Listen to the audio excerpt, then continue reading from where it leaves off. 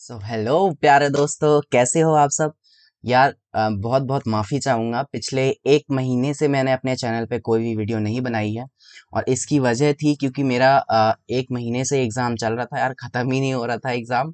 और अब आखिरकार मेरा एग्ज़ाम ख़त्म हो चुका है और मैं बिल्कुल तैयार हूँ अपने आगे की जर्नी के लिए। आप सब तैयार हैं कि नहीं, ये बता दो बस फटाफट से जल्दी से, ठीक है, कमेंट करके। और आज की शुरुआत आज की शुरुआत हम करने वाले हैं। अभी तक आपने अगर मेरा चैनल देखा है तो यहाँ पर हम पेडागोजी मास्टर सीरीज कर रहे थे, है ना, जिसमें डीएसएसबी केवीएस इन सब में यार बहुत ज़्यादा डिटेल में पेडागोजी पढ़नी पड़ती है। तो पहली बात, इतनी डिटेल में ना यूट्यूब में आपको कहीं पे भी मिलता ही नहीं है। तो उसके लिए मैंने ये सीरीज स्टार्ट की थी, जहाँ पे अब तक 9 क्लासेस हो चुकी थी। ये आपके सामने सारी वीडियोस नजर आ रही हैं। 9 क्लासेस हो चुकी थी और अब मैं इसको बहुत तेजी से आगे बढ़ाने वाला हूँ, ठीक है। इसके साथ साथ आज की जो सीरीज है वो आपके लिए इसलिए खास है क्योंकि आज से हम शुरू करने वाले हैं सीटेट की प्रिपरेशन। यार अब सीटेट भी आने वाला है, तो सीटेट की तैयारी भी करनी है और उसके लिए हम शुरू करने वाले हैं सीटेट की आज एक नई प्लेलिस्ट, जिसमें हम करेंगे PYQs, यानी कि प्रीवियस ईयर क्वेश्चन। कितने भी एक्सपीरियंस टीचर के पास चले जाओ भाई, समझ रहे हो मेरी बात, कितने भी एक्सपीरियंस टीचर से सुन लो, वो यही कहेगा कि सीटेट के PYQs अगर आपने कर लिए हैं तो सीटेट के पापा भी आपको रोक नहीं सकते सीटेट का एग्जाम क्लियर करने से, ठीक है। और इसीलिए हम सीटेट के जितने भी पीवाईक्यूज हैं 2013 से लेकर के 2022 तक के जितने भी एग्जाम हुए हैं, मैं सारे के सारे पीवाईक्यूज अब आपको फटाफट से करवाने वाला हूँ, ठीक है। और एक चीज जो सबसे ज्यादा इंपॉर्टेंट है वो ये है कि सीटेट के पीवाईक्यूज यार सिर्फ ऐसे नहीं है जो आपको सिर्फ सीटेट में हेल्प करेंगे। अगर आप डीएसएसबी की प्रिपरेशन कर रहे हो, आप केवीएस की कर रहे हो, आप सुपर डेट की कर रहे हो, जहां भी पेडागोजी आ रही है, जहां भी पेडागोजी आ रही है, वहां हर जगह आप देख लेना। कोई भी टीचर्स, किसी भी टीचर से आप कमेंट करके पूछ लो, कंफर्म कर लो, जो भी कर लो। अगर आपको लगता है कि मेरे पास इतना एक्सपीरियंस नहीं है, जो भी तो आप कंफर्म कर लो। अगर आप सीटेट के इन पीवाईक्यूज को पढ़ते हो, ठीक है, इनको प्रैक्टिस करते हो, तो इससे क्या होगा, आपको आपकी जो पेडागोजी की समझ है वो बहुत ज़्यादा डेवलप हो जाएगी और ये सारे के सारे एग्जाम्स में आपकी हेल्प करने वाला है। तो आज मैं पूरा पूरा जो फरवरी 2016 का जो सेट है, ठीक है, सीटेट फरवरी 2016 का जो पूरा सेट है, सीडीपी का 30 क्वेश्चंस, वो हम आज यहाँ पे डिस्कस करेंगे। और इन 30 क्वेश्चनों को बस, ऐसा नहीं है कि मैं बस आपको क्वेश्चन पढ़ा और आंसर बता दिया। क्वेश्चन पढ़ेंगे, आंसर बताऊंगा, बाकी के ऑप्शंस क्यों गलत हैं ये बताऊंगा, और जो आंसर सही है उसके पीछे का कॉन्सेप्ट क्या है ये भी बताऊंगा। तो इसका मतलब, अगर आपने अभी तक कुछ भी नहीं पढ़ा, कोई भी प्रिपरेशन नहीं शुरू की है, कोई भी कॉन्सेप्ट नहीं पढ़ा, आपको कुछ पता ही नहीं यार, आप बोलोगे यार जब मैंने कोई कॉन्सेप्ट ही नहीं पढ़ा तो मैं क्वेश्चन कहाँ से सॉल्व कर लूंगा, ऐसी बात नहीं है। तो ये जो सीरीज है ये आपको इसी चीज में हेल्प करेगी। आपने अगर कॉन्सेप्ट भी नहीं पढ़ा है ना, तो भी क्वेश्चन के साथ साथ आपको कॉन्सेप्ट मैं बताता चलूंगा। इसीलिए आपको चिंता करने की जरूरत नहीं है, बस ध्यान से सुनना है, आंखें बंद करके आंखें, सॉरी, आंखें बंद करके नहीं, आंखें खोल करके आपको ध्यान से बस सुनना है और समझना है। और जो ना समझ में आए, कमेंट करना है यार और पूछना है, ठीक है। इन सारी चीजों से पहले, ये जो बटन है जो काला हो गया है, ये लाल कलर का बटन होता है जिसको कहते हैं हम सब्सक्राइब बटन। इसको कर लेना सब्सक्राइब और यहाँ से बेल आइकन दबा करके ऑल पे क्लिक करना, ठीक है। सारी की सारी नोटिफिकेशंस आएंगी फटाफट से आपके पास जब मैं डेली डेली ये क्लास लूंगा और आप पढ़ पाएंगे फटाफट से। यार कह रहा है कि ये क्लास शुरू होने से पहले इतनी सारी कहानी सुना दी है ना। चलो अब फटाफट से शुरू कर लेते हैं अपनी आज की क्लास बिना देर किए। आज पहली क्लास है यार, बहुत दिनों बाद आपसे मिल रहा हूँ और बातें करने का बहुत सारा मन था, इसलिए आज इतनी सारी बकवास हो गई। खैर कोई बात नहीं, चलिए शुरू करते हैं हम आज की अपनी कक्षा कहानी। तो सबसे पहला क्वेश्चन है जो आपके सामने आपकी स्क्रीन पर ये रहा, ये आपका पहला question. To enable students to make conceptual change in their thinking a teacher should. छात्रों को उनकी सोच में वैचारिक परिवर्तन करने में सक्षम बनाने के लिए एक शिक्षक को क्या करना चाहिए, ठीक है। फर्स्ट ऑप्शन है offers reward for children who changes there thinking. जो बच्चे अपनी सोच को बदलते हैं, आप उनको रिवॉर्ड देंगे, ऐसा कुछ करना है क्या। Discourage children from thinking on their own and ask them to just listen her and follow that. ए बच्चे, अपना दिमाग मत चलाओ, सिर्फ मेरी बात सुनो। क्या ऐसा करना चाहिए? क्या इससे बच्चों का कॉन्सेप्चुअल चेंज आएगा? क्या उनका जो थिंकिंग है वो खुद सोच पाएंगे? बिल्कुल भी नहीं। तो ये ऑप्शन तो आपका भाई सीधा सीधा गलत है, ठीक है। और आगे देखते हैं। Offers an explanation in lecture mode, बच्चे को एक लेक्चर सुना देना है अच्छा खासा, अगर आप उसका दिमाग तेज करना चाहते हैं, उसमें थिंकिंग डेवलप करना चाहते हैं। ऐसा भी कुछ नहीं होने वाला भाई, लेक्चर सुनाने से बच्चों को सिर्फ नींद आती है, ठीक है। फोर्थ ऑप्शन क्या है, make clear and convincing explanation that have discussion with the students. ये ऑप्शन बेस्ट ऑप्शन है और यही आपका करेक्ट ऑप्शन है कि बच्चों के साथ आपको क्या करना है, एक क्लियर और कन्विंसिंग, स्पष्ट और ठोस स्पष्टीकरण देना है, ताकि बच्चों के साथ जो एक चर्चा हो रही है बच्चे उसमें पार्टिसिपेट करें और आपके साथ जो भी टॉपिक है, जो भी चीजें हैं, वो खुद मिल करके उन चीजों को डिस्कस करें। इससे उनकी जो सोच है, जो उनकी थिंकिंग है, वो डेवलप होगी, वो विकास करेगी, ठीक है। तो फर्स्ट क्वेश्चन का फोर्थ ऑप्शन आपका करेक्ट है। क्वेश्चन नंबर 2 आपकी स्क्रीन पर आ चुका है, कंप्यूटर महाशय चलिए आंसर बताइए। In the context of primary school classroom what does active engagement mean. एक प्राथमिक विद्यालय की कक्षा में सक्रिय सहभागिता का क्या अर्थ है। सक्रिय सहभागिता क्या होती है ये आपको बताना है, ठीक है। मेमोराइजिंग, रिकॉल एंड रिसाइटिंग, क्या मेमोराइज करना, रिकॉल करना ये सब एक्टिव एंगेजमेंट है? जी नहीं, ये नहीं है, ठीक है। इमिटेशन, कॉपिंग द टीचर, नकल करना, शिक्षक की नकल करना, क्या ये? बिल्कुल नहीं। उसके बाद इंक्वायरी, क्वेश्चनिंग एंड डिबेट, आप पूछ रहे हैं आपस में और क्वेश्चनिंग कर रहे हैं, डिबेट चल रही है, पूछताछ चल रही है, बहस चल रही है, आप किसी टॉपिक पे डिस्कस कर रहे हैं, तो ये क्या है, यहाँ पर बच्चा जो है वो फुली एक्टिव होता है और एंगेज्ड होता है लर्निंग में, ठीक है। So inquiry, questioning and debate are the best option here. Fourth option क्या है, copying answer by the teacher, teacher लिख रहा है और बच्चा कॉपी कर रहा है, तो वो बन गया कॉपी कैट, ठीक है। तो ये ऑप्शन भी आपका गलत हो गया। तो इस तरीके से क्वेश्चन नंबर सेकंड का थर्ड ऑप्शन सही है। और इसी तरीके से आपको ध्यान रखना है कि जहां भी क्वेश्चन आएगा, जहां भी एक्टिव एंगेजमेंट की बात होती है, सक्रिय सहभागिता की बात होती है, तो आपको वो एक्टिविटीज करवानी है जहां पर बच्चा भी पार्टिसिपेट कर रहा हो, ठीक है। बच्चा भी एक्टिवली पार्टिसिपेट कर रहा हो, आप उससे कुछ पूछ रहे हो, ठीक है, तो वो आंसर कर रहा है, तो वो क्या हो गया, एक तरफ से क्वेश्चनिंग चल रही है दोनों तरफ से, ठीक है। या फिर कोई एक टॉपिक उठा लिया और आपने उस टॉपिक के बारे में दो चार बातें बोली, फिर बच्चा क्यूरियस हुआ, उसने भी दो चार बातें बोली, हाँ मैम मैंने भी ये चीज की थी, मैंने भी ये चीज देखा था, तो ये क्या हो रहा है, डिबेट हो रही है। या फिर कोई पॉजिटिव नेगेटिव पक्ष उठा लिया कि भाई एक बच्चा कह रहा है मैम ये चीज ऐसे होती है, वो दूसरा बच्चा कह मैम ये गलत बोल रहा है, ये बच्चा ये चीज ऐसे होती है। ये सब क्या है, ये डिबेट है जहां पर बच्चा एक्टिवली पार्टिसिपेट कर रहा है और अपने थॉट्स को प्रेजेंट कर रहा है, ठीक है। तो इस हिसाब से ये ऑप्शन जो यहाँ पर बेस्ट हो गया, ठीक है।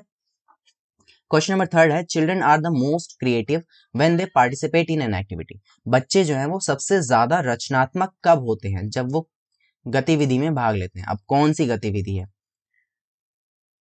To escape their teachers scolding, अपने शिक्षक की डांट से बचने के लिए अगर वो किसी गतिविधि में भाग लेंगे तो क्या वो रचनात्मक बन जाएंगे, बताइए जरा। उसके बाद है क्या, under stress to do well in front of other, दूसरों के सामने अच्छा करने के तनाव में क्या वो ज्यादा रचनात्मक होंगे, मोस्ट मोस्ट क्रिएटिव बन जाएंगे, बिल्कुल भी नहीं। बल्कि प्रेशर में तो काम यार और खराब हो जाता है ना। जो काम आता रहे ना वो भी दिमाग पे प्रेशर रहता है, टेंशन रहती है तो और बिगड़ जाता है। तो स्ट्रेस में तो काम हो ही नहीं सकता, और डांट के डर से कौन आज तक काम करता है। अगर इंटरेस्ट से कोई काम होता है, बड़ा मजा आ रहा है करने में, मजा आ रहा है तो वो काम जो है वो मोस्ट क्रिएटिव होता है, वहां पर आपकी जो रचनात्मकता है, वो क्रिएटिविटी है, वो सबसे ज्यादा डेवलपमेंट होती है, ठीक है। रिवॉर्ड्स के लिए थोड़ा बहुत हो सकता है कि आपके अंदर क्रिएटिविटी डेवलप की जा सके, बट ये बेस्ट ऑप्शन नहीं है। इंटरेस्ट जो है वो बेस्ट ऑप्शन है। जब भी आप अपनी मर्जी से खुशी खुशी अपने इंटरेस्ट के साथ किसी काम को करते हैं तो आपको बड़ा मजा आता है वो करने में। जैसे यहाँ पर जो एक लाइक बटन है, जब आप उसको खुशी खुशी दबाते हैं बिना कहे, बिना किसी प्रेशर में, तो बहुत अच्छा लगता है, ठीक है। नेक्स्ट क्वेश्चन है question number 4, most classroom in India multilingual and this needs to be seen as dash by the teachers। India में बहुत सारी जो क्लासरूम्स हैं, अधिकांश कक्षाएं कैसी हैं, बहुभाषी कक्षा। अब ये बहुभाषी कक्षा क्या है, ये भी एक कॉन्सेप्ट है आपका सीटेट में और बाकी एग्जाम्स में। मल्टीलिंगुअलिज्म होता है जहां पर एक ही कक्षा में बहुत सारी भाषाओं को बोलने और सुनने वाले बच्चे हों या टीचर्स हों, ठीक है। तो शिक्षक द्वारा ऐसी कक्षा को क्या कहना चाहिए, मतलब किस रूप में देखा जाना चाहिए? क्या ये परेशानी है? क्या बहुत सारे मतलब अलग अलग भाषाओं को बोलने वाले बच्चे वहां पर हैं अवेलेबल, तो क्या ये एक परेशानी है? क्या ये एक समस्या है? क्या ये एक बाधा है या एक संसाधन है? ये समस्या, बाधा, परेशानी, ये सब तो भाई भाई हैं, है ना? तो ये क्या है? आपका रिसोर्स है, एक संसाधन है। इसे आपको एक बाधा के रूप में ना देखते हुए एक रिसोर्स के रूप में देखना है। यार इस बच्चे को पंजाबी आती है तो इसके साथ वाला बच्चा भी पंजाबी सीख जाएगा, दैट्स वेल एंड गुड, ये तो बहुत अच्छी बात है ना? अगर एक साउथ इंडिया वाला बच्चा आया है नॉर्थ इंडिया में, तो वो बाकी बच्चों को देख के हिंदी सीख जाएगा। ये कितनी अच्छी बात है ना? लैंग्वेज तो वैसे भी अंतःक्रिया करके और अच्छे से होती है। तो मल्टीलिंगुअलिज्म क्या है? वो एक रिसोर्स है, ठीक है? हमेशा एक रिसोर्स की तरह काम करेगा, ये आपको ध्यान रखना है हमेशा। मल्टीलिंगुअलिज्म क्या है? एक संसाधन, always. Next question, mistakes and errors made by student. बहुत ही फेवरेट क्वेश्चन है सीटेट का, हर एग्जाम में आपको मिल जाएगा मिस्टेक और एरर के बारे में, कि बच्चों की गलतियां क्या हैं, सीटेट हमेशा पूछता है। तो आपको सिंपल याद रखना है कि बच्चों की जो गलतियां हैं वो एक टीचर के लिए एक अपॉर्चुनिटी होती हैं कि वो बच्चों की सोच के अंदर झांक सके। बच्चे कहाँ गलती कर रहे हैं इस बात का टीचर को पता जब चल जाता है, तो टीचर उस पर्टिकुलर पॉइंट पे उस नब्ज को पकड़ के उसका इलाज कर लेता है, ठीक है? ये वैसा है कि रोगी की नब्ज को पकड़ के उसका इलाज कर पाना। तो जो मिस्टेक्स और एरर्स है ना, वो बहुत ज्यादा हेल्पफुल होती हैं टीचर के लिए, वो उसके लिए एक अपॉर्चुनिटी है कि बच्चे की में उस गलती को पकड़ पाएगा, उसकी थिंकिंग को समझ पाएगा, और जहां भी प्रॉब्लम आ रही है उसे वो ठीक कर पाएगा। सो देख लेते हैं एक बार options. Are wonderful opportunity to are wonderful opportunity to level children as weak and outstanding. ये वाली बात, ये वाला जो फर्स्ट ऑप्शन है, ध्यान देना, ये जो सो तो नहीं गए, ये जो फर्स्ट ऑप्शन है ये कह रहा है कि बच्चे को लेबल करना है। ये ऑप्शन नोट करके रख लो अपने दिमाग में कि सीटेट में या कहीं भी किसी भी टीचिंग एग्जाम में या आपकी नॉर्मल लाइफ में बच्चे को लेबल नहीं करना है आपको कि भाई तू गधा है और तू बड़ा अच्छा है, ऐसा आपको कभी नहीं करना, ठीक है? कभी भी नहीं। सो ये वीक एंड आउटस्टैंडिंग ऑप्शन आपको जहां भी दिखे ना किसी भी क्वेश्चन में, हाँ बस वो नॉट लिखा हुआ वाला क्वेश्चन वो बड़ा खतरनाक होता है, उसको देख लेना, उसमें मत लगा देना तुम इसको। पता चले उसमें मैं बोला था कि यार ये इन सर ने बताया था, ये देखो मेरा नाम लिखा है यहाँ पे उत्कृष्ट। ठीक है, तो फर्स्ट ऑप्शन यहाँ पे आपका गलत हो जाता है। सेकंड ऑप्शन क्या है? Are indication above of the failure of the teachers and student. शिक्षक और छात्रों की विफलता को दर्शाता है, ये भी गलत है, ऐसा कुछ नहीं है। Should be seen as opportunities to understand their thinking. बच्चों की थिंकिंग को समझने के लिए एक अपॉर्चुनिटी है ये, ठीक है? बेस्ट ऑप्शन ये आपका, थर्ड ऑप्शन आपका करेक्ट हो जाएगा। Should B severally dealt with, सख्ती से निपटना चाहिए, बच्चे को कूट के रखना चाहिए उसकी मिस्टेक के लिए, बिल्कुल भी नहीं, ठीक है? सो क्वेश्चन नंबर 5 का आंसर क्या हो जाएगा? Should be seen as opportunity to understand their thinking, ये हो गया आपका आंसर। क्वेश्चन नंबर 6 क्या है? Dash views children as active builders of knowledge and little scientist. Active builder of knowledge and little scientist, ये दो वर्ड बहुत ज्यादा इंपॉर्टेंट है और ये आपके आते हैं पियाजे की थ्योरी से, ठीक है?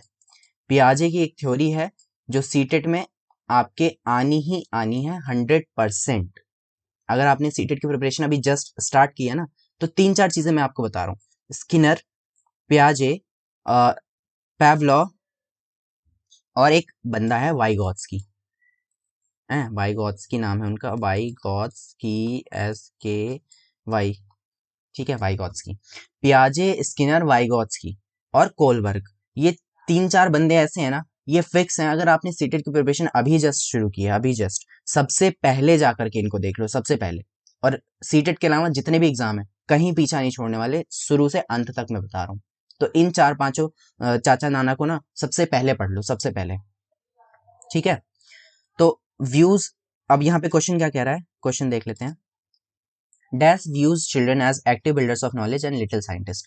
किसने बच्चों को सक्रिय निर्माता के, ज्ञान के सक्रिय निर्माता के रूप में देखा और छोटे वैज्ञानिक बताया उन्हें, ठीक है?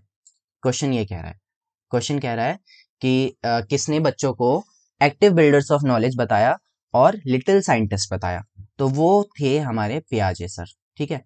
पियाजे ने बताया कि जो बच्चे हैं वो ज्ञान के सक्रिय निर्माता हैं और उन्होंने बच्चों को लिटिल साइंटिस्ट यानी कि छोटे वैज्ञानिक कहकर बताया।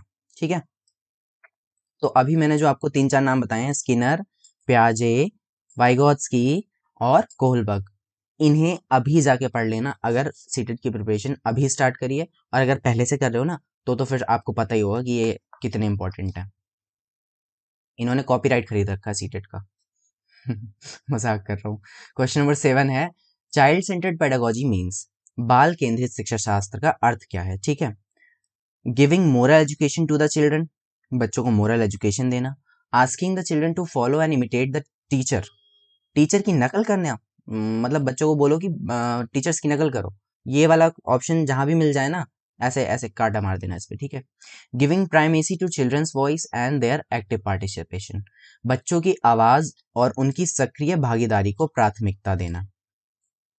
बाल केंद्रिता का मतलब ही यही है कि आपको बच्चे को सेंटर में रखना है। ठीक है, आपको जो बच्चा है उसके हितों को सेंटर में रखना है, बच्चे की आवाज को सुनना है, बच्चा क्या कहना चाहता है उसे प्रेफरेंस देनी है और उसके एक्टिव पार्टिसिपेशन को बढ़ावा देना है।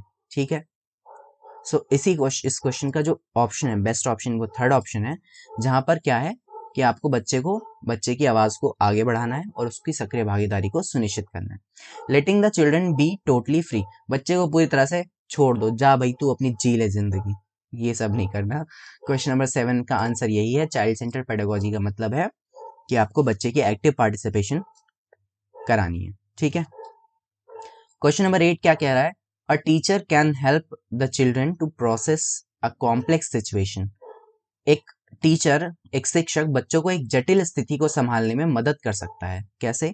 Encouraging competition and offering a high reward to the children who completes a task first, बच्चों को कंपटीशन करवाओ और जो पहले कर ले उसको अच्छा सा रिवॉर्ड दो। ठीक है भाई, अगला ऑप्शन देखते हैं। Not offering any help at all so that children learn to help their own, बच्चे की किसी तरह से मदद मत करो, जाओ भाई तुझे छोड़ दिया तेरी हाल पे, ऐसा कर लो। कैसी बातें कर लेते हो यार ऐसे। नेक्स्ट है giving a lecture on it, बच्चे को एक लेक्चर सुना दो अच्छा खासा। फोर्थ ऑप्शन क्या है? Breaking the task into smaller parts and writing down instructions, जो भी काम आपने बच्चे को दिया है उसमें उसकी थोड़ी सी हेल्प करनी है, उस काम को छोटे छोटे टुकड़ों में बांट देना है। ठीक है, अगर बच्चा किसी काम को नहीं कर पा रहा है, जैसे छोटे बच्चे आते हैं मेरे पास पढ़ने के लिए, तो जब वो काम को नहीं कर रहे होते हैं, पूरा पेज का काम मैंने भर के दे दिया उनको, ठीक है, अब वो यार नहीं मैं नहीं, ये वो मुंह बना रहे हैं, नहीं कर रहे हैं। ठीक है, मैंने कहा बेटा अभी आपको शुरू की सिर्फ 4 लाइन करनी है। ठीक है, तो उसने शुरू की 4 लाइन कर ली, फिर मैंने कहा अच्छा ये 4 लाइन और करनी है, बस ये 4 लाइन और बाकी हम बाद में करेंगे, तो उसने 4 लाइन भी कर ली। फिर इसी तरीके से थोड़ी देर बाद बेटा बेटा बेटा बस 4, ये लास्ट 4 लाइनें हैं जो ये अभी हम कर लेंगे, तो मैं आपको ये चीज दूंगा, मैं आपको ये कराऊंगा, फिर हम और मजे करेंगे, फिर आपकी छुट्टी हो जाएगी। तो उसने वो 4 लाइन भी कर ली। तो मतलब जब मैंने टास्क को छोटे छोटे टुकड़ों में ब्रेक कर दिया, स्मॉलर पार्ट्स में ब्रेक कर दिया और उसको इंस्ट्रक्शंस दिए कुछ, तो उस काम को आसानी से कर लेगा। ठीक है, तो किसी भी कॉम्प्लेक्स सिचुएशन में अगर बच्चा काम नहीं कर पा रहा है, स्थिति को नहीं संभाल पा रहा है, तो बेस्ट चीज है उस टास्क को स्मॉलर पार्ट्स में तोड़ना और इंस्ट्रक्शंस देना। ठीक है, ये जो कॉन्सेप्ट्स मैं आपको बता रहा हूँ साथ के साथ, ये सिर्फ इन्हीं क्वेश्चंस में नहीं लगेंगे। मेरे साथ 1 महीना ये पूरी सीरीज को करके देख लो, सच बता रहा हूँ, तुम किसी भी सीटेट का पेपर का सीडीपी का सेक्शन उठा लेना। ठीक है, और तुम्हारे ना 20 से ऊपर नंबर आए, 20 से ऊपर तो मैं तब भी कम बोल रहा हूँ, 25-30 तक आ सकते हैं इस सिर्फ इन क्वेश्चंस को सुनने और समझने से। ठीक है, नींद तो नहीं आ गई? तो चलो आगे नेक्स्ट क्वेश्चन देखते हैं। रमेश सो रहा है लग रहा है। Expecting students to reproduce knowledge in the same way as it is received, बच्चों से ये अपेक्षा करना कि वे ज्ञान को उसी तरह पुनः पेश करें जैसे उसे प्राप्त हुआ था। बेटा जैसा जैसे मैं बताता जा रहा हूँ वैसे वैसे आपको मुझे बताना है। अब ये क्या है? क्वेश्चन तो ये है, क्वेश्चन मैंने आपको समझा दिया। Is good since it is easy for teacher to access, ये जो ये चीज है ये बहुत अच्छी है क्योंकि शिक्षक के लिए इसे एक्सेस करना आसान है। बिल्कुल भी नहीं, ऐसा नहीं होता कि आपने 2 1 2 बच्चे को पढ़ाया है तो खैर वो तो 2 1 2 ही रहेगा, लेकिन ऐसा कभी भी एक्सपेक्ट नहीं करना होता बच्चों से कि यार जैसा आपने बताया और बच्चा वैसे का वैसा ही आपको उगल के दे दे। ये वो चीज़ नहीं होती, ये रटने वाली चीज़ है और आपको इसे कभी भी बढ़ावा नहीं देना, ठीक है, कभी भी नहीं देना, ना रियल लाइफ में ना आपको अपने सीटेट के एग्जाम में। Is an effective assessment strategy, ये बड़ी इफेक्टिव स्ट्रैटेजी। अगर बच्चे ने एक लाइन भी इधर उधर लिख दी तो टीचर सारे नंबर खा लेगा और बच्चा फेल, ठीक है। थर्ड क्या है, is problematic because individuals interpret experience and do not reproduce knowledge eight is it received. ये जो है एक प्रॉब्लमैटिक बात है, ठीक है, बच्चों से ऐसा एक्सपेक्ट नहीं कर सकते हम, ये एक प्रॉब्लमैटिक है बिकॉज इंडिविजुअल्स इंटरप्रेट एक्सपीरियंस, क्योंकि जो व्यक्ति है वो अनुभवों की व्याख्या करता है। आपसे ही अगर मैं पूछ लूं अभी कि मान लो कि आपने कोई कहानी पढ़ी थी, ठीक है, मैं बोलूँ कि चलो भाई कहानी सुनाओ, तो यार तुम बुक की एग्जैक्ट लैंग्वेज तो बताओगे नहीं, तुमने जो उस कहानी को समझा है, उस कहानी का जो एक्सपीरियंस लिया वो बताओगे, अपने शब्दों में बताओगे और ज्यादा बेहतर तरीके से बता पाओगे, रटा हुआ नहीं बता पाओगे। तो इसलिए कभी भी ये अपेक्षा करनी ही नहीं है, ठीक है। सो थर्ड ऑप्शन आपका यहाँ पर बेस्ट है, और ये जो फोर्थ ऑप्शन है ये भी कह रहा है कि अच्छा है, और ये भी कह रहा है कि इफेक्टिव है, ये भी कह रहा है अच्छा है, तो ये सारे गलत हैं और थर्ड ऑप्शन यहाँ पे आपका करेक्ट है, ठीक है। नेक्स्ट क्वेश्चन है question number 10, when is students are given an opportunity to discuss a problem in groups their learning curve. जब बच्चों को समूह में चर्चा करने का अवसर दिया जाता है तब उनके सीखने की अवस्था स्थिर रहती है या बेहतर हो जाती है या गिरावट आती है या एक ही रहेगा।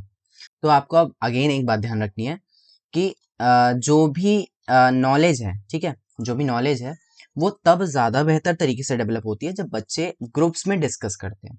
अगर एक बच्चा अकेले बैठ के रट्टू तोता लग रहा है, ठीक है, तो उसको उतना बेहतर समझ में नहीं आएगा। वहीं अगर चार बच्चे एक ही चीज़ को बैठ के पढ़ रहे हैं, डिस्कस कर रहे हैं आपस में, अभी हमने बात तो की थी, यार कैसे यार क्या करते हो यार, याद भी नहीं दिला रहे हो मुझे।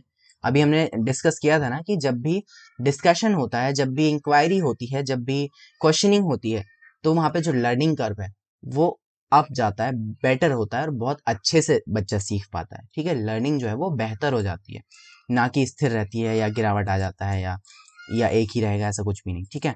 सो यहाँ पर करेक्ट ऑप्शन क्या है, बिकम्स बेटर, अगर बच्चे डिस्कस कर रहे हैं अपनी प्रॉब्लम्स को ग्रुप्स में, ठीक है। क्वेश्चन नंबर 11 है, the pace of development varies from one individual to another but it follows a pattern. जो विकास की गति है वो एक व्यक्ति से दूसरे व्यक्ति में भिन्न होती है, ठीक है। कोई बच्चा 2 साल में चलना सीखता है और कोई बच्चा 1 साल में ही दौड़ने लग जाता है। तो ये जो गति है, जो स्पीड है, वो अलग अलग हो जाती है, ठीक है, ये पेस अलग अलग होता है, लेकिन जो पैटर्न है वो पैटर्न हमेशा एक ही होता है, ठीक है। वो पैटर्न हमेशा सीक्वेंस में रहता है, हमेशा ऑर्डर में रहता है। बाकी के ऑप्शंस यहाँ पर अनप्रिडिक्टेबल और ये सब तो बेकार ऑप्शंस हैं, मतलब ये यहाँ पे सूटेबल नहीं है। सीधे सीधे आपको क्या बात ध्यान रखनी है डेवलपमेंट के बारे में, कि डेवलपमेंट जो है वो हमेशा सीक्वेंशियल होता है, हमेशा ऑर्डर में होता है। आपने भी देखा होगा कि बच्चा पहले स्क्रॉल करना सीखेगा, यानी जो वो अपने दोनों हाथों पैरों पे चलता है, पहले वो स्क्रॉल करेगा, फिर धीरे धीरे खड़े होने की कोशिश करता है, फिर धीरे धीरे एक एक कदम आगे बढ़ाता है, फिर चलना सीखता है, फिर दौड़ने लग जाता है, फिर बाकी के काम करने लग जाता है, खेलने कूदने लग जाता है। लेकिन ऐसा कभी भी नहीं होता कि भाई पहले वो दौड़ रहा है फिर वो अपने हाथों पैरों पे चल रहा है। तो यानी कि एक ऑर्डर जो है वो ऑर्डर मेंटेन होता जा रहा है, ठीक है, वो ऑर्डर मेंटेन हो रहा है और वो सीक्वेंस भी मेंटेन हो रहा है, भले ही पेस अलग हो, कोई 1 साल में चले, कोई 2 साल में जाकर चले, वो चीज़ अलग। तो डेवलपमेंट के बारे में ये बात आपको ध्यान रखनी है, ठीक है। ग्रोथ एंड डेवलपमेंट का जो चैप्टर है, अगर सीटेट की प्रिपरेशन पहली बार देखने वाले आए हो यहाँ पर भैया और दीदी, ठीक है, तो ग्रोथ एंड डेवलपमेंट का चैप्टर सबसे पहला चैप्टर है और सबसे ज़्यादा ज़रूरी चैप्टर है। बहुत सारे क्वेश्चन आते हैं, कम से कम 4 से 5, शायद 5 नंबर या पता नहीं कितने नंबर का क्वेश्चन था, मुझे एक बार सिलेबस देखना पड़ेगा, बट बहुत ही ज़्यादा इंपॉर्टेंट चैप्टर है और 5-6 क्वेश्चन अकेले इस चैप्टर से आपको देखने को मिल जाते हैं। क्वेश्चन नंबर 14 क्वेश्चन नंबर 12 देखते हैं, which one of the following is correct about development. विकास के बारे में कौन सी बात सही है। विकास नहाता नहीं है, ये बारे में उसके उसके बारे में ये वाली बात सही है विकास। विकास जो भी देख रहा हो इस वीडियो को, ये बात आपके बारे में सही है क्या, आप मुझे कमेंट करके बताएं। Which one of the following is correct about development. Development begins and end at birth. विकास जो है वो शुरू होता है और जन्म पर समाप्त हो जाता है। बड़ी अजीब सी बात है, ऐसा कुछ नहीं है। Socio cultural context plays an important role in the development. सामाजिक सांस्कृतिक संदर्भ विकास में महत्वपूर्ण भूमिका निभाता है। सामाजिक सांस्कृतिक संदर्भ का क्या मतलब है? अ, एक एक बच्चा है जो झुग्गी में रहता है, ठीक है? एक एग्जाम्पल से समझाता हूँ आपको। एक बच्चा है जो झुग्गियों में रहता है या वहाँ पैदा हुआ, ठीक है? और एक बच्चा है जो आपके अंबानी के घर में पैदा हुआ है। अब ये बताओ कि क्या अंबानी के घर वाला बच्चा अच्छे से नहीं डेवलप होगा?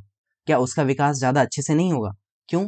क्योंकि एक वो बेटर एनवायरनमेंट में है। उसका जो सामाजिक सांस्कृतिक परिप्रेक्ष्य है, उसका जो एनवायरनमेंट है, जो सोसाइटी उसे मिल रही है, जो कल्चर उसे मिल रहा है, वो डिफरेंट है उस बच्चे के अकॉर्डिंग, जहाँ पे वो एक बच्चा जिसे खाने को ठीक से नहीं मिल रहा, उसकी बेसिक नीड्स ठीक नहीं है, या उसकी सोसाइटी ठीक नहीं है, या उस जगह पे चोर उचक्के रहते हैं, या वहाँ पे कोई कल्चर रिचुअल फॉलो नहीं हो रहा, वो एक दिवाली का त्यौहार भी ठीक से नहीं मना पाते हैं, उन लोगों के घर में दिए तक ठीक से नहीं जलते, तो मतलब जो सोसाइटी के कल्चर्स हैं, रिचुअल्स हैं, वो उसको ठीक से नहीं मना पा रहे हैं। सोसाइटी में जो लोग हैं, वो एनवायरनमेंट उसको अच्छा नहीं मिल रहा, और वहीं एक अंबानी के घर में। तो अब डिफरेंस बिल्कुल आपको क्लियरली समझ में आ रहा होगा। सो यही आपको ऑप्शन करेक्ट है कि जो डेवलपमेंट है वहाँ पे आपके सोसाइटी और कल्चर का भी बहुत ज़्यादा इंपॉर्टेंट रोल होता है, ठीक है? Development is unidirectional. यूनिडायरेक्शनल, ये ऑप्शन वैसे तो गलत है, फिर भी मैं आपको समझाता हूँ। यूनिडायरेक्शनल का मतलब होता है कि विकास सिर्फ एक ही दिशा में बढ़ता है, ऐसा नहीं होता। विकास जो होता है वो कभी भी यूनिडायरेक्शनल नहीं है, ठीक है? डेवलपमेंट इज डिस्क्रीट, यानी विकास असतत है, ये भी बात गलत है। जब आप ग्रोथ एंड डेवलपमेंट का चैप्टर पढ़ेंगे तो आपको सबसे पहली बात यही समझाई जाती है कि जो विकास है वो निरंतर चलता रहता है, जन्म से शुरू होता है और आपकी मृत्यु तक चलता ही रहता है। यानी कि वूम टू टूम, फेमस लाइन, बड़ा ही फेमस सा वर्ड है वूम टू टूम, कि जन्म से लेकर के, गर्भ से लेकर के कब्र तक ये जो आपकी लर्निंग है, जो सीखने की प्रक्रिया है, जो विकास है, ये चलता ही चलता रहता है, ठीक है? सो क्वेश्चन नंबर 12 आपका सेकेंड ऑप्शन करेक्ट है, ठीक है? क्वेश्चन नंबर 13 है, why do individual differ from one another? कोई भी एक व्यक्ति दूसरे से भिन्न क्यों होता है? अब ये आपका क्वेश्चन है हेरिडिटी एंड एनवायरनमेंट चैप्टर से, ठीक है? ये भी बड़ा जरूरी चैप्टर है, हेरिडिटी एंड एनवायरनमेंट। हेरिडिटी और एनवायरनमेंट का क्या कहना है कि जो भी व्यक्ति एक दूसरे से अलग होता है वो क्यों होता है? क्योंकि कुछ तो उसके माता पिता के जीन्स हैं, ठीक है, और कुछ असर उसके एनवायरनमेंट पे पड़ा है। अब मान लो चिंटू के मम्मी पापा एकदम पतले हैं, ठीक है? चिंटू के मम्मी पापा एकदम पतले हैं, और ऊपर से वो बेचारा स्लम एरिया में रहता है जहाँ पे उसको खाने को ठीक से नहीं मिल रहा। तो अब वो एक तो वैसे ही पतला था, और अब एनवायरनमेंट भी उसको वैसा मिल गया, तो वहां पे एकदम ही बिल्कुल पतला हो जाएगा, बिल्कुल सुखड़ा हो जाएगा, ठीक है? और वहीं अंबानी जी बड़े मोटे तगड़े हैं, और उनके बच्चे को भी अच्छा खासा न्यूट्रिएंट मिल रहा है, एनवायरनमेंट अच्छा मिल रहा है, तो एक तो अंबानी से जो जीन्स आए उसके बच्चे में वो बड़ा अच्छा, और एनवायरनमेंट जो आया वो बड़ा अच्छा, तो बच्चा भी बड़ा अच्छा। तो कुल मिला के कहने का मतलब ये है कि कोई भी इंडिविजुअल जो है वो सिर्फ हेरिडिटी से नहीं आता, सिर्फ एनवायरनमेंट से प्रभावित नहीं होता, इन दोनों के मिलन से, यानी इन दोनों के अंतः क्रिया से मिल करके कोई भी बच्चा, कोई भी इंडिविजुअल जो है वो प्रभावित होता है। सो ये हेरिडिटी और एनवायरनमेंट का चैप्टर और डीप में आप पढ़ोगे तो समझ में आएगा कि कोई भी एक व्यक्ति दूसरे व्यक्ति से भिन्न इसलिए होता है क्योंकि सिर्फ एनवायरनमेंट की वजह से नहीं, या सिर्फ इनबॉर्न कैरेक्टरिस्टिक्स की वजह से नहीं, ठीक है? वो इस वजह से क्योंकि हेरिडिटी और एनवायरनमेंट का इंटरप्ले हो रहा है, ठीक है? यानी कि हेरिडिटी भी उतनी ज़्यादा ज़रूरी है और एनवायरनमेंट भी उतना ही ज़्यादा इंपॉर्टेंट है, और इन दोनों के परस्पर क्रिया के कारण ही एक व्यक्ति दूसरे व्यक्ति से अलग होता है। अकेले एनवायरनमेंट भी नहीं, अकेले हेरिडिटी भी नहीं, ठीक है? तो इतनी बहुत बेसिक सी बात है कि आपका जो माता पिता से आपको जीन्स मिले हैं वो भी ज़रूरी है, और जो एनवायरनमेंट मिला है वो भी ज़रूरी है, और इन दोनों के इंटरप्ले से ही आपको कोई भी एक व्यक्ति जो है वो अलग होता है, इसीलिए दुनिया में सारे इंसान जो हैं वो अलग अलग हैं, है ना? नेक्स्ट क्वेश्चन देखते हैं, क्वेश्चन नंबर 14। कौन कौन सो गया ये बताओ फटाफट से, वैसे प्यास भी लग गई मुझे, बहुत देर से लगातार बोल रहा हूँ, खैर पानी पी लेंगे बाद में। किस किस को नींद आ गई जल्दी से बताओ, प्रेजेंट लगाओ अपनी। प्रेजेंट कैसे लगाते हैं? चैनल सब्सक्राइब करके, और वीडियो को लाइक करके, और शेयर करके, और जय माता दी बोल के, और क्वेश्चन नंबर 14 को देख करके। Family plays dash role in socialisation of children. यार यहाँ पे अगर मेरा फेस दिखेगा ना तो आप मेरे को देख पाओगे और ज़्यादा अच्छे से कनेक्ट कर पाओगे, है ना? फिर मैं आपको बीच बीच में जगाता रहूँगा, चिंता मत करो, बहुत जल्दी ही मैंने अपनी सेटिंग्स को अपडेट करने की कोशिश की है। अभी मेरे पास ट्राइपॉड और या मतलब उस तरीके कोई इंतज़ाम नहीं है जहाँ पर मैं कैमरा सेटअप कर सकूँ। तो जैसे ही मैं अपना इंतज़ाम कर लेता हूँ, एक जुगाड़ बनाऊँगा। अभी ट्राइपॉड तो ख़रीद नहीं सकते, फिर यहाँ पे मेरी फ़ोटो आएगी और क्या, सामने से डाँट लगाऊंगा तुम्हें सो रहे हो। Family plays dash role in socialisation of child. जो परिवार है वो बच्चे के समाजीकरण में भूमिका निभाता है। इतना महत्वपूर्ण भूमिका नहीं, बिल्कुल भी नहीं। एक रोमांचक नहीं, एक प्राथमिक। सोशलाइजेशन जो है वो एक अनदर टॉपिक है, बहुत इंपॉर्टेंट टॉपिक है समाजीकरण, जो ये कहता है कि बच्चे का जो समाजीकरण है, जो सोशलाइजेशन है, वो फैमिली के थ्रू सबसे पहले होता है। क्योंकि जब बच्चा जन्म लेता है तो सबसे पहले फैमिली में ही आता है। तो फैमिली जो है वो क्या है, एक प्राइमरी कैरेक्टरिस्टिक्स है, ठीक है, एक प्राइमरी वो एजेंट है, प्राइमरी एजेंट है सोशलाइजेशन में, ठीक है। क्योंकि बच्चा सबसे पहले फैमिली के पास ही है। अब वो जितनी चीज़ें शुरुआत में सीखेगा, जो सबसे पहले जो चीज़ें सीखेगा वो फैमिली से ही सीखता है। उसके बाद आपका नेबरहुड आता है, फिर आपका स्कूल वगैरह आ जाता है, फिर आपके आगे की जो और भी बहुत सारे पीयर्स ग्रुप हो गया, या आपका धर्म हो गया, या आपकी एजुकेशन हो गई, वो सारी चीज़ें फिर उसके बाद आता है। मीडिया भी इसमें आ जाता है सोशलाइजेशन में। सोशलाइजेशन की एक बड़ी इंपॉर्टेंट सी थ्योरी है ब्रॉनफ्रेंड बेनर की इकोलॉजिकल मॉडल थ्योरी, ठीक है, इकोलॉजिकल सिस्टम थ्योरी, जो अभी हम कल परसों में जल्दी से पढ़ने वाले हैं पेडागोजी मास्टर सीरीज में, ठीक है। इकोलॉजिकल मॉडल थ्योरी ब्रॉनफ्रेंड बेनर की, वो हम अभी पढ़ेंगे। फिलहाल सोशलाइजेशन का जो प्राइमरी है, जो प्राइमरी एजेंट है, वो फैमिली है। ये आपको ध्यान रखना है हमेशा। क्वेश्चन बहुत घुमाया जाएगा, बस इस बात को गांठ बांध के रख लेना कि समाजीकरण का प्राथमिक जो कारक है वो फैमिली और आपका कोई बहुत पास का रिश्तेदार हो गया जो आपके साथ ही रह रहा है, या फिर आपके पड़ोस, आस पड़ोस के लोग जो आपके बिल्कुल साथ रह रहे हैं। प्राइमरी कैरेक्टर में अगर फैमिली है तो फैमिली के साथ ही जाना है, वरना रिश्तेदार जो बहुत पास रह रहे हैं या पड़ोस वगैरह, तब आप उसके बारे में सोचेंगे, ठीक है। तो प्राथमिक कैरेक्टरिस्टिक्स आपका फैमिली हो गया। क्वेश्चन नंबर 15 क्या है, विच one of the following is a correctly matched pair. इनमें से कौन सा एक जो है सही मैच पेयर है। अब ये जो सही मैच पेयर है, ये आप ऑप्शंस को जब देखोगे तो यहाँ पर आपको 4 ऑप्शन दिखेंगे, concrete operational child, formal operational child, infancy और प्री ऑपरेशनल चाइल्ड। यहाँ पे 3 ऑप्शंस जो हैं वो चारों ये इसमें से ये जो 3 ऑप्शंस हैं, ये 3 ऑप्शंस आपके पियाजे की थ्योरी से आए हुए हैं, ठीक है। पियाजे की थ्योरी बहुत ज़्यादा इंपॉर्टेंट है। मैंने अभी थोड़ी देर पहले आपको बताया था कि पियाजे की थ्योरी अभी तक ना पढ़ी हो तो पढ़ लेना। इन्होंने क्या बताया था, इन्होंने 4 स्टेजेस दी थी, और वो 4 स्टेजेस कौन सी हैं वो 4 स्टेजेस हैं आपकी, sensory motor stage, pre operational stage, concrete operational stage और फॉर्मल ऑपरेशनल स्टेज, ठीक है। 4 स्टेजेस दी थी। वीडियो मेरे चैनल पे पड़ी हुई है और यहाँ आई बटन में भी मैं ऐड कर देता हूँ, यहाँ से भी देख लेना। लिंक डिस्क्रिप्शन में मिल जाएगा, वहां से भी देख लेना, या सर्च कर लेना, वहां से भी देख लेना। लेकिन यार ये पियाजे की थ्योरी पढ़ जरूर लेना। इन्होंने अपनी 4 स्टेजेस बताई थी, और चारों स्टेजेस में बच्चा कैसे डेवलप करता है, उसकी अलग अलग स्टेज में कौन कौन सी खूबियां उसमें आती हैं, इस चीज़ के बारे में पियाजे ने बात की थी, ठीक है। बहुत ही इंपॉर्टेंट बात इन्होंने बता रखी है कि बच्चा कैसे बचपन में क्या क्या चीज़ सीखता है, फिर जैसे जैसे बड़ा होता है फिर क्या क्या चीज़ें सीखता है। तो ये बहुत ज़्यादा इंपॉर्टेंट है, ठीक है। तो यहाँ पर आपको अभी स्टेजेस नहीं पता होंगी, इसलिए मैं आपको करेक्ट ऑप्शन बताता हूँ। करेक्ट ऑप्शन है आपका यहाँ पर first, concrete operational child.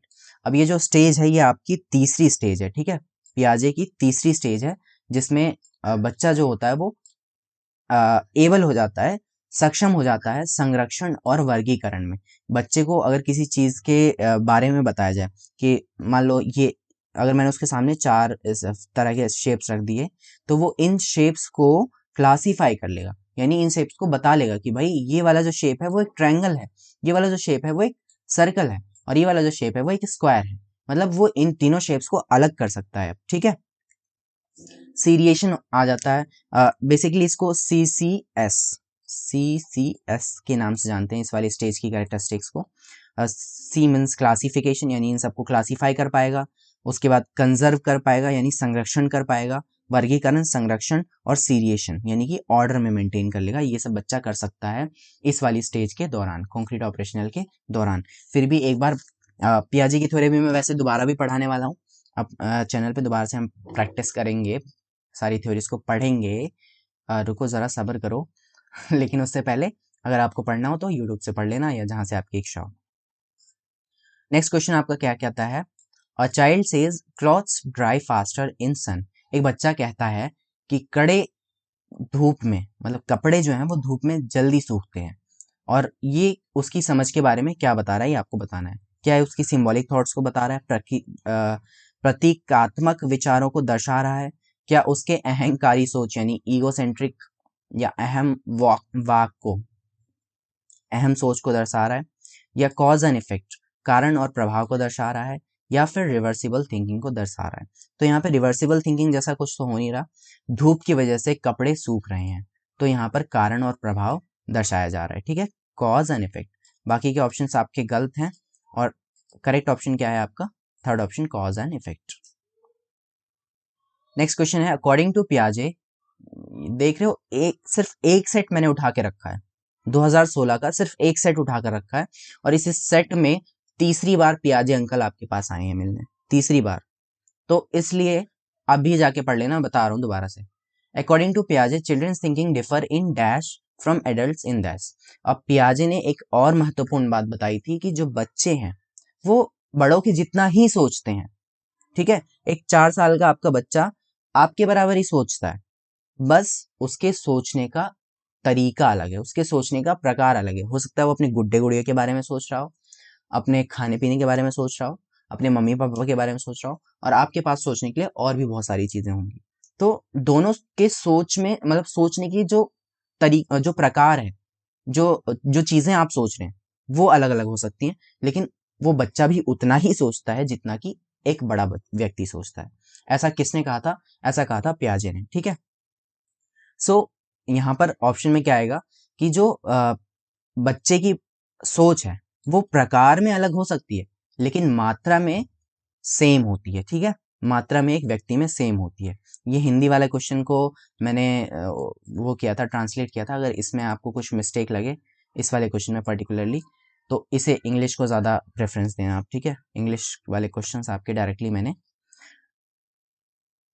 Question paper से देखे हैं। नेक्स्ट क्वेश्चन क्या कहता है, विच one of the following is an example of scarf folding. अब यहाँ पर एक और जो इंपॉर्टेंट चीज आती है वो ये है कि स्कार्फ फोल्डिंग क्या होता है, और MKO क्या होता है, और ZPD क्या होता है। इससे जुड़ी बात आती है वाइगॉत्स्की की, ठीक है। अभी मैंने आपको 3-4 नाम बताए थे ना, पियाजे, वाइगॉत्स्की, कोलबर्ग।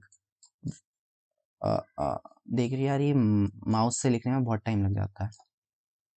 तो स्कार्फ फोल्डिंग की बात जो जुड़ी हुई है वो जुड़ी हुई है वाइगॉत्स्की से, ठीक है।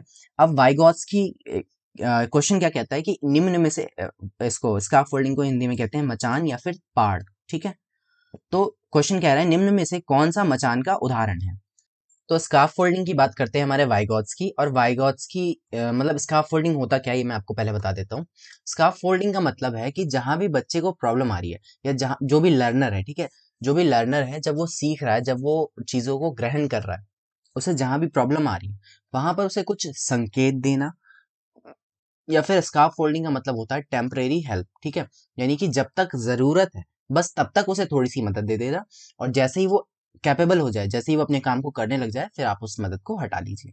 तो ये मतलब होता है स्कार्फ फोल्डिंग का। इसका बेस्ट एग्जांपल है जैसे साइकिल जब सीखते हैं तो पीछे से कोई एक बड़ा व्यक्ति पकड़ के रखता है साइकिल को, ठीक है, और वो तब तक पकड़ के रखता है जब तक आप साइकिल पे अपने आप बैलेंस ना बना लें। जैसे ही आपका अपने आप बैलेंस बनने लग जाता है वो पीछे से साइकिल को छोड़ देते हैं। तो ये यही कहलाता है स्कार्फ फोल्डिंग, यानी कि टेम्परेरी हेल्प, ठीक है, जो कुछ समय के लिए दी जाती है।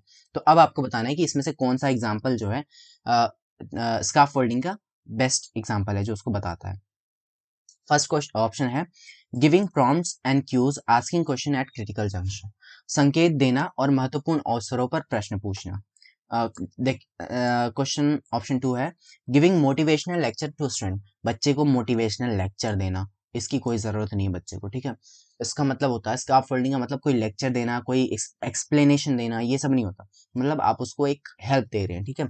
किसी हेल्प कैसे, जहां भी वो अटक रहा है, मान लो किसी क्वेश्चन को उसको नहीं आ रहा, आपने उसको कोई हिंट दे दी, कोई क्लू दे दिया, उस क्वेश्चन को थोड़ा सा बता दिया कि बच्चा आगे उसको कंप्लीट कर ले।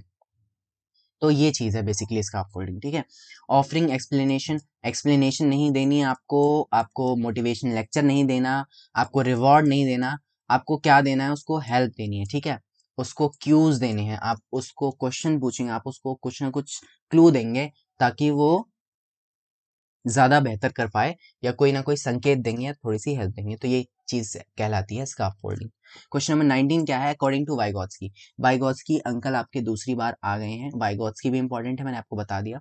चिल्ड्रन लर्न, वाइगोत्स्की के अनुसार बच्चे सीखते हैं। अब बच्चे कैसे सीखते हैं? जब भी वाइगोत्स्की का नाम आएगा, तीन चीजें आपके दिमाग में सबसे पहले आनी चाहिए। SCL ट्रिक है, याद कर लो, इसकी थ्योरी पढ़ोगे तब भी तुम्हें समझ में आएगा SCL क्या होता है। वाइगोत्स्की का नाम सुनते ही HCL का नाम याद आना चाहिए। अब S का मतलब है आपका सोशल इंटरेक्शन, ठीक है, सामाजिक अंतःक्रिया। एस का मतलब होता है सामाजिक सोशल इंटरेक्शन यानी कि सामाजिक अंतःक्रिया। सी फॉर कल्चर और एल फॉर लैंग्वेज। जब भी वाइगोत्स्की की बात आएगी, इन्हीं तीन चीजों को आपको याद करना है। वाइगोत्स्की ने ये कहा है कि कोई भी व्यक्ति जो है वो कैसे सीखता है, सामाजिक अंतःक्रिया करके सीखता है, कल्चर से सीखता है और लैंग्वेज के थ्रू सीखता है। तो ये तीन बातें आपको वाइगोत्स्की के लिए ध्यान रखनी है। अब आपको देखना है इन चारों ऑप्शन में से, इन तीनों में से, इन तीन बातों में से कौन सी बात आ रही है। फर्स्ट ऑप्शन क्या कहता है? रीइंफोर्समेंट, पुनर्बलन की बात नहीं की जाती, ठीक है, सुदृढ़ीकरण नहीं। रीइंफोर्समेंट मतलब पुनर्बलन होता है, यानी कि आप किसी चीज को करने के लिए दोबारा से उसको इन्फोर्स कर रहे हो, री इन्फोर्स कर रहे हो उसको। इस चीज की बात वाइगोत्स्की नहीं करते हैं। मैच्योरेशन की बात भी वाइगोत्स्की नहीं करते हैं। इमिटेशन की बात भी वो नहीं करते, वो सिर्फ तीन चीजों की बात करते हैं, सोशल इंटरेक्शन, कल्चर और लैंग्वेज, ठीक है। और फोर्थ ऑप्शन क्या कहता है? By interacting with adults and peer, यहाँ पर बात हो रही है इंटरेक्शन की, ठीक है। तो वाइगोत्स्की का नाम सुनते ही आपको इंटरेक्शन पे आना है, सोशल इंटरेक्शन पे आना है, जहां पर वो अडल्ट और पीयर के साथ इंटरेक्शन हो रहा है, ठीक है।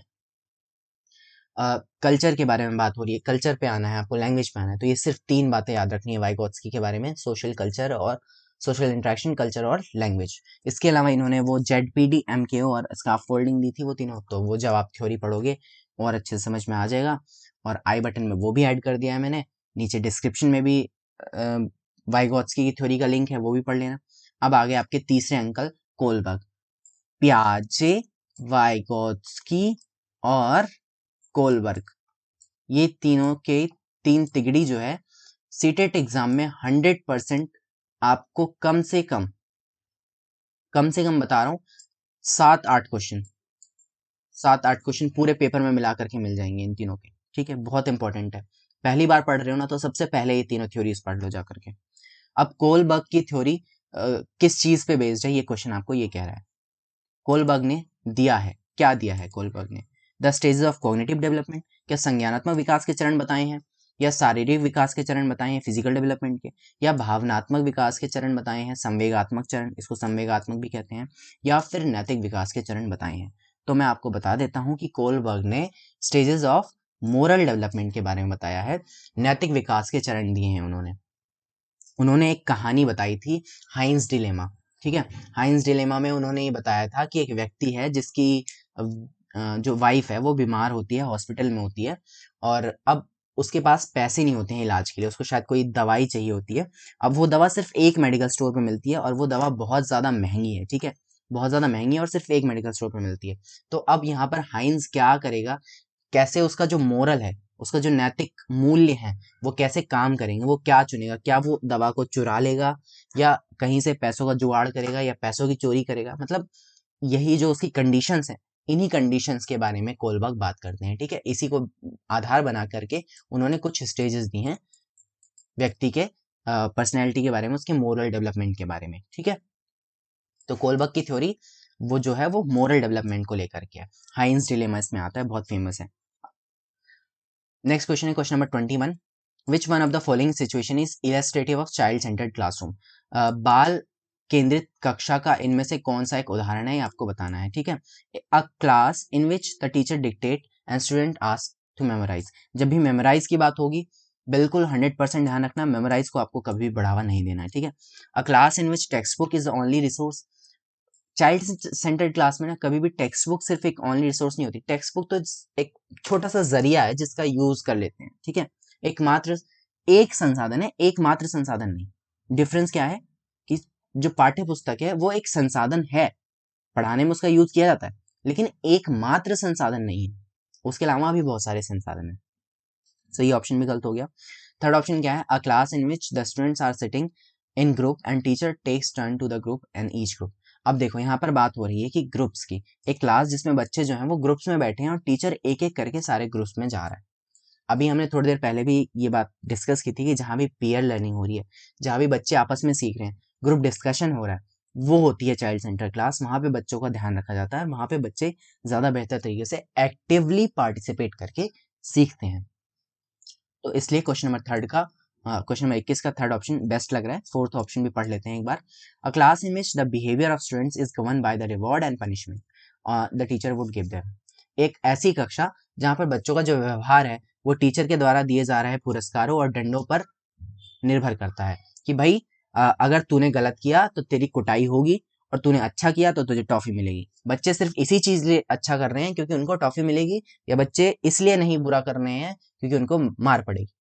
ये ऐसा नहीं होता, ठीक है। ऐसी रियलिटी में ये चीज नहीं करती। कई बार आप हमेशा ऐसे नहीं कर सकते कि आप हमेशा उसको किसी किसी न किसी चीज का लालच दोगे तभी वो काम करेगा। हमेशा ऐसा नहीं होता। कभी कभार एक बार ये काम करेगा तो कर गया, पर हमेशा ऐसा नहीं होता कि आप उसको कुछ दोगे तभी वो काम करेगा, या हमेशा आप उसको डंडे की नोक पे ही काम करवाओगे। भाई ये समझावन दीन है मेरे पास, हाथ में डंडा है, और ये समझावन दीन जब तक आपके सिर पे पड़ते रहेंगे आप काम करते रहेंगे, ऐसा कुछ नहीं होता, ठीक है।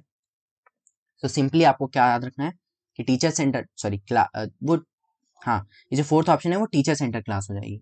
आपको क्या चाहिए? चाइल्ड सेंटर, जहाँ पे बच्चों का ध्यान रखा जा रहा हो, ठीक है। नेक्स्ट क्वेश्चन देखते हैं, क्वेश्चन नंबर 22। इंटेलिजेंस इज, बुद्धि क्या है? बुद्धि क्या है? A set of capabilities, singular और जेनेरिक कॉन्सेप्ट, या एबिलिटी टू इमिटेट अदर्स, या फिर स्पेसिफिक एबिलिटी।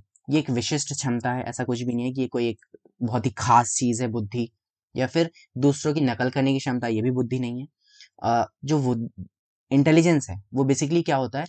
अलग अलग प्रकार की क्षमताओं का एक सेट है, ठीक है। सेट ऑफ कैपेसिटीज है या कैपेबिलिटीज है, ठीक। नेक्स्ट क्वेश्चन है आपका question number 23। Early childhood is dash period for language development. Early childhood, ये जो क्वेश्चन है ये बहुत ज़्यादा इंपॉर्टेंट क्वेश्चन है कि भाषा विकास के लिए, भाषा विकास के लिए प्रारंभिक बचपन जो है वो एक संवेदनशील यानी बहुत ही आवश्यक, बहुत ही इम्पॉर्टेंट, बहुत ही महत्वपूर्ण समय होता है भाषा विकास के लिए। कौन सा समय? प्रारंभिक बचपन, अर्ली चाइल्डहुड, जो 2 से 6 वर्ष का जो समय है। अर्ली चाइल्डहुड का टाइम पीरियड होता है 2 से 6 वर्ष, और ये जो टाइम है क्रिटिकल पीरियड है, सेंसिटिव पीरियड है, इंपॉर्टेंट पीरियड है भाषा विकास के लिए, ठीक है। इसी टाइम में बच्चे की जो लैंग्वेज है वो सबसे ज्यादा डेवलप होती है। फेवरेट क्वेश्चन है सीटेट का, favourite question. Question number 24। A teacher remark in co-education class, two boys, be boys don't behave like girl. लड़की हो क्या, लड़के बनो, लड़कियों की तरह व्यवहार मत करो। यह टिप्पणी क्या दर्शाती है? जातिगत भेदभाव को दर्शाती है? नहीं, यहाँ जाति की तो कोई बात नहीं हो रही है। लड़के और लड़कियों के साथ व्यवहार करने का एक अच्छा उदाहरण है। ऐसे व्यवहार करना है कि भाई लड़के अगर कुछ कर रहे हैं तो उनको बोलो कि तुम लड़कियों की तरह क्या ये हरकतें कर रहे हो, ये बहुत ही गलत चीज है, ठीक है। ये क्या दर्शाता है? कि रूढ़िवादी सोच को दर्शाता है, एक स्टीरियोटिपिक बिहेवियर को दर्शाता है। आपके आसपास भी अगर ऐसी चीज आपको देखने को मिलती है तो आपको उसका विरोध करना चाहिए। ये एक स्टीरियोटिप टाइप है, ये एक रूढ़िवादी व्यवहार है जिसका आपको कभी भी सपोर्ट नहीं करना है। कभी भी लड़की को ये नहीं बोलना कि भाई तू लड़कों की तरह बिहेव कर रही है, या लड़के को ये नहीं बोलना कि तू लड़कियों की तरह भी। ये सब रूढ़िवादी बातें होती हैं। सभी को इक्वल आपको ट्रीट करना है, एक इंडिविजुअल, एक इंसान की तरह उनको समझना है, ठीक है। ये लड़का और लड़की तो बात की बात होती है, उनको एक इंसान समझना है। ये नहीं कि लड़का ऐसा होता है और लड़की ऐसी ही होती है, ऐसा नहीं मानना कभी भी, ठीक है। सो बेस्ट ऑप्शन है reflects stereotypic behaviour of discrimination. यहाँ पर एक डिस्क्रिमिनेशन हो रहा है, एक गलत व्यवहार, भेदभाव दर्शाया जा रहा है लड़के और लड़की के बीच में, ठीक है। Highlight the biological superiority of the boys over girl, ये भी बड़ी गलत बात है, ठीक है। सो क्वेश्चन नंबर 24 का थर्ड ऑप्शन आपका करेक्ट है। क्वेश्चन नंबर 25, मूल्यांकन। मूल्यांकन क्या होता है ये आपको बताना है। Question number 25 is good strategy to level and categorise children. अब यहाँ पर फिर से लेवल और कैटेगराइज करने की बात हो रही है, बच्चों को वर्गीकृत करने की बात हो रही है। अगेन आपको इसके साथ बिल्कुल भी नहीं जाना।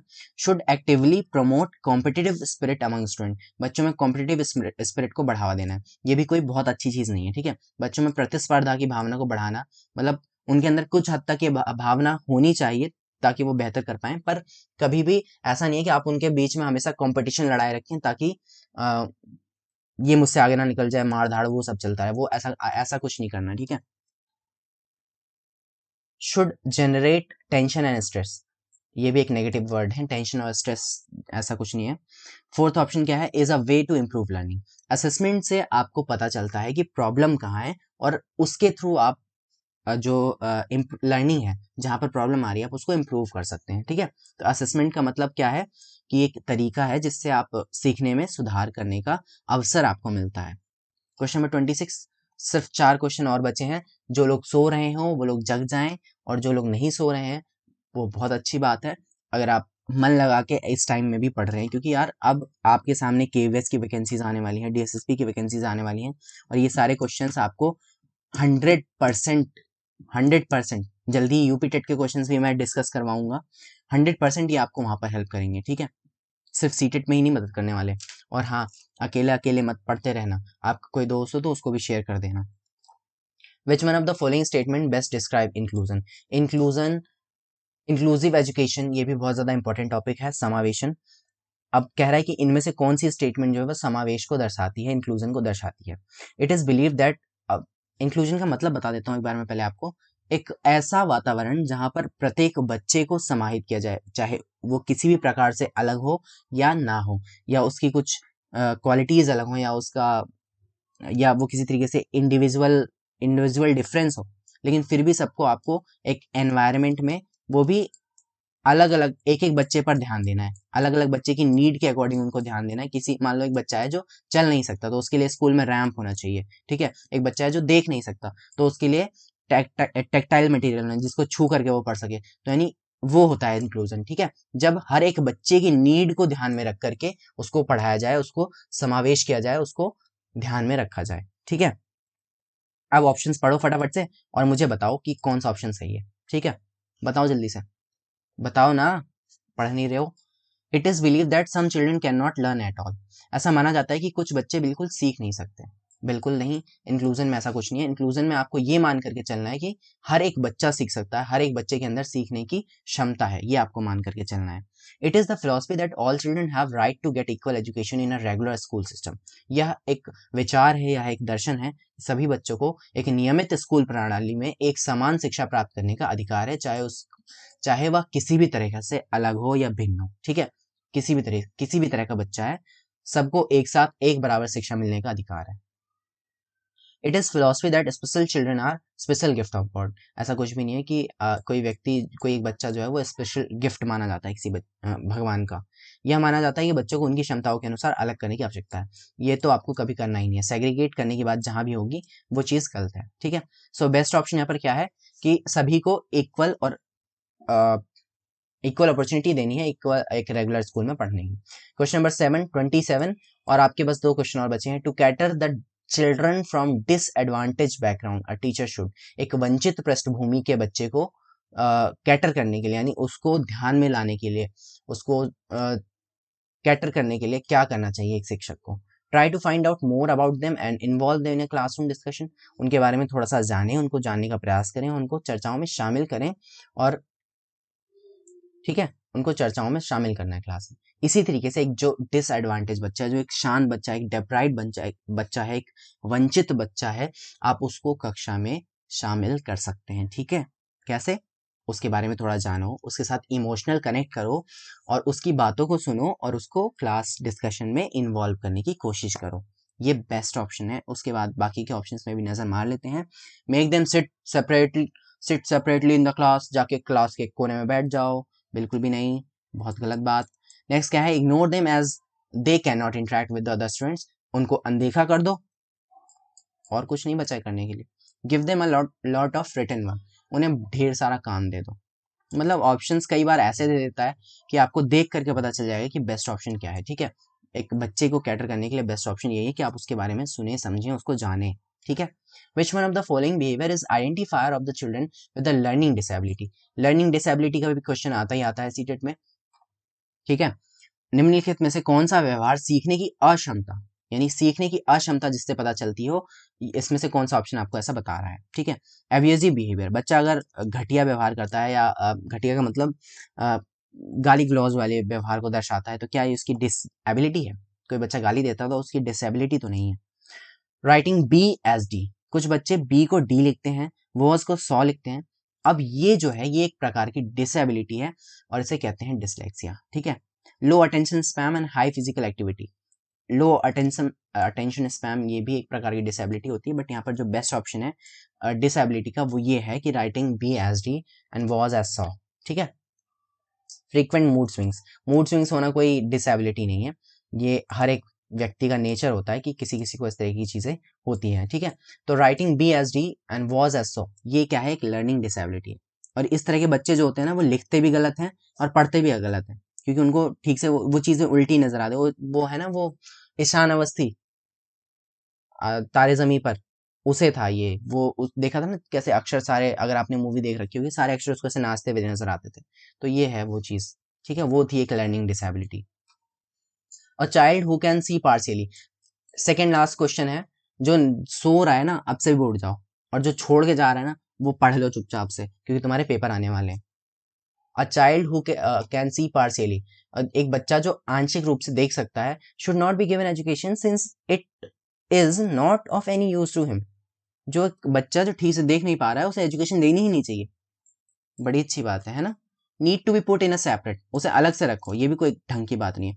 यहाँ पर बात होनी चाहिए इंक्लूजन की, समावेशन की, कि उसे भी एक नॉर्मल सोसाइटी का एनवायरनमेंट मिलना चाहिए, क्योंकि यार बड़े हो करके उसे उसी सोसाइटी में रहना है ना, तुम्हारे साथ ही इंटरेक्ट करना है ना, कहीं एक अलग दुनिया में तो जाके वो रहने वाला नहीं है जहाँ पे सारे उसके जैसे होंगे। तुम्हारे साथ ही रहने वाला है, तुम्हारे साथ ही इंटरेक्ट करने वाला है, तुम्हारे साथ ही कॉम्पीट करने वाला है, तो उसको पढ़ाई भी तुम्हारे साथ की चाहिए, ठीक है, तुम्हारे लेवल की पढ़ाई चाहिए। तो should be put in a regular school while making special provision, अब उसकी हेल्प के लिए उसको स्पेशल प्रोविजंस होने चाहिए, ताकि उसकी हेल्प हो सके, ताकि वो बेहतर तरीके से सीख सके, ताकि वो तुम्हारे साथ बराबरी कर सके, एक नॉर्मल बच्चे के साथ बराबरी कर सके। तो उसको एक नॉर्मल रेगुलर स्कूल में रखना है, और क्या करना है, कुछ स्पेशल प्रोविजंस जिसकी उसे जरूरत है वो उसे प्रोवाइड कराना है। Should be put in regular school with no, ये भी ऑप्शन गलत है, ठीक है। So this is the last question of today.